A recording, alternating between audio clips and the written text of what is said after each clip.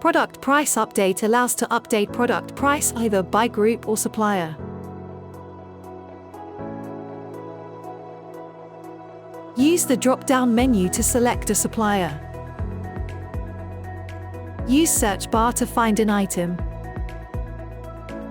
Enter the new price in the Update Price field. Use the Update Unit drop-down if necessary. This page is an autosave page.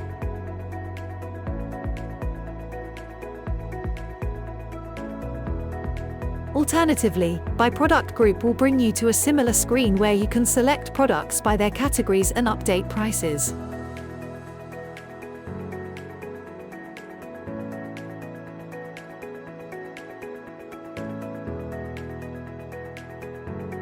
The new price highlighted in green.